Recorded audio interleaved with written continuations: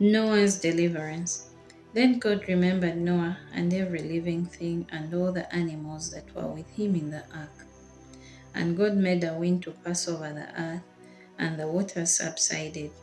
The fountains of the deep and the windows of heaven were also stopped, and the rain from heaven was restrained, and the waters receded continually from the earth.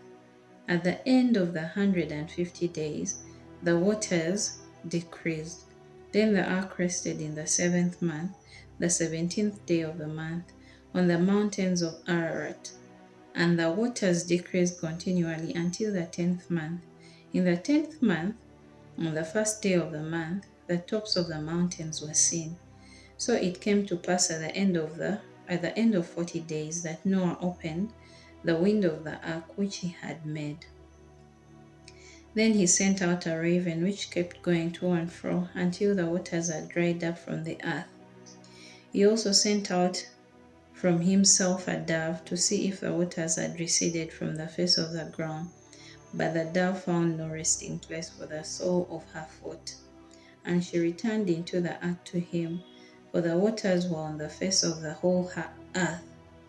So he put out his hand and took her and drew her into the ark to himself. And he waited yet another 7 days, and again he sent the dove out from the ark. Then the dove came to him in the evening, and behold, a freshly plucked olive leaf was in her mouth. And Noah knew that the waters had receded from the earth. So he waited yet another 7 days, and sent out the dove, which did not return again to him any more. And it came to pass in the 601st year, in the first month of the day of the month, that the waters were dried up from the earth. And Noah removed the covering of the ark and looked, and indeed the surface of the earth of the ground was dry. And in the 2nd month, on the 27th day of the month, the earth was dried. Then God spoke to Noah, saying, Go out of the ark, you and your wife and your sons wives with you. Bring out with you every living thing of all flesh that is with you, birds and cattle and every creeping thing that creeps on the earth, so that they may abound on the earth and be fruitful and multiply on the earth.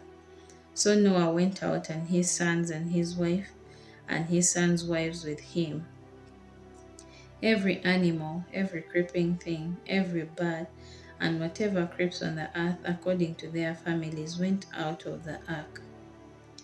Then Noah built an altar to the Lord, and took of every clean animal and of every clean bird, and offered burnt offerings on the earth. And the Lord smelled a soothing aroma.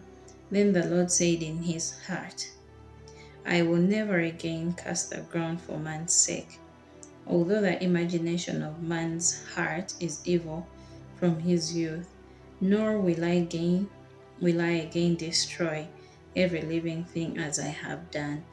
While the earth remains, seed time and harvest, cold and heat, winter and summer, and day and night shall not cease.